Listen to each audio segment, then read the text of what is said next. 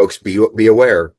You go to a naturopathic, allopathic, homeopathic practitioner, you need to know their background and where their education comes from, because you could be walking right into the same machine with a different color and flavor to it and not getting the information. It's coming right from your creator through people like Robert Scott Bell.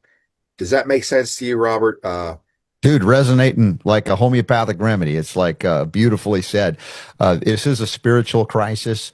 My Substack this morning, as we're recording this, is all about depression and the allopathic response being the SSRI fluoride kind of drug mess, and how it is indeed to disconnect us even further from source, from our divinity, the connection to the divine. And it's a trick, it's a trap. And, it's hard because, when you talk about those drugs, people will defend them to the ends of the earth. Oh, it's helped me. I'm like, look, I don't dispute that symptomatically you'll feel different.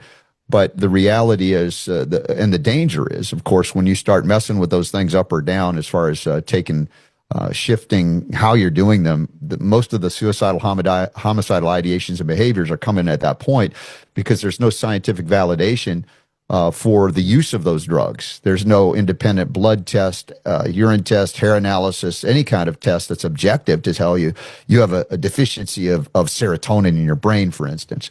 And so I talk about the spiritual crisis that leads us into, rather than looking at the nutrient deficiencies, the mineral deficiencies, the fat phobia that we have, all of these things starving our bodies of that connection, much less functionality. And so the journey from allopathic upbringing to, homeopathic perspectives, that homeopathy is a very specific designation of a kind of holistic medicine, but it honors what we call vital force and the concept of vitalism. And that is chiropractic, naturopathy, herbalism, all of these things recognize an energetic reality to existence that precede matter, the material world. And that when we disconnect from that, then we are lost and we are subject to such control, manipulation.